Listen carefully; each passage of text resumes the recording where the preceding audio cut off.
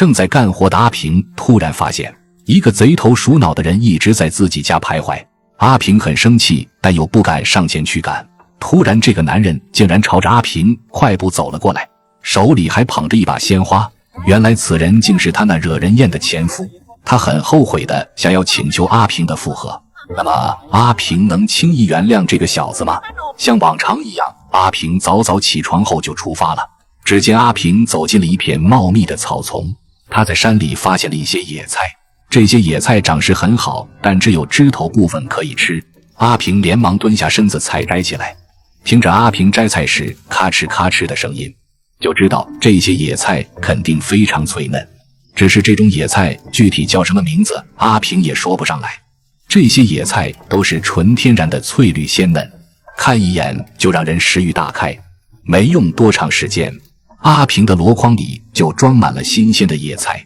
他又找來一根藤條，小心地撕成細條，用來把採摘的野菜扎成一小捆一小捆。阿平扎好後，還細心地把野菜的根部剪整齊，讓它們看起來更加整潔好賣。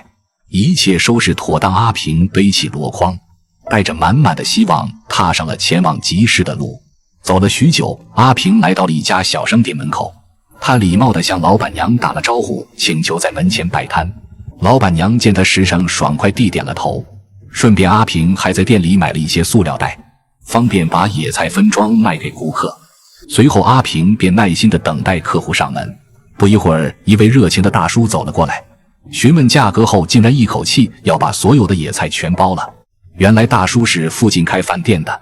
阿平聽了心裡一陣激動，連忙幫忙打包收拾好交給大叔。接過手裡那一疊鈔票時，阿平心頭一熱，所有的辛苦在這一刻仿佛都有了意義。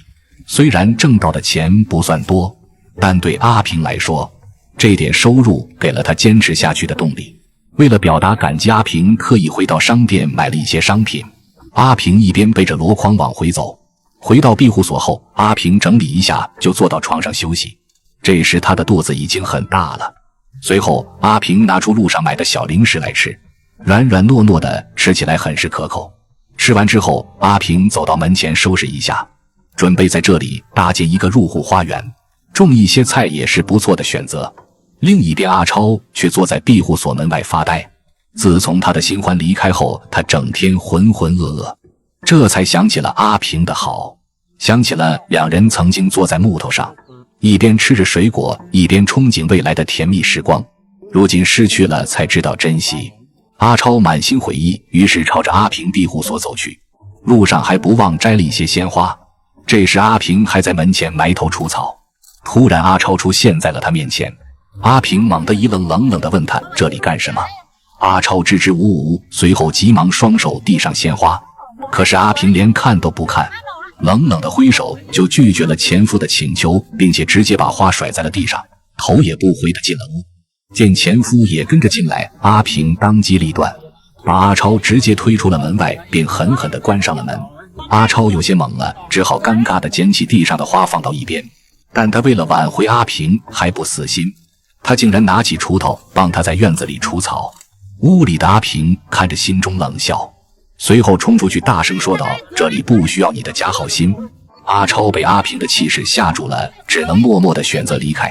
阿平沒有停留，他擦乾汗水，繼續投入到忙碌的生活中去。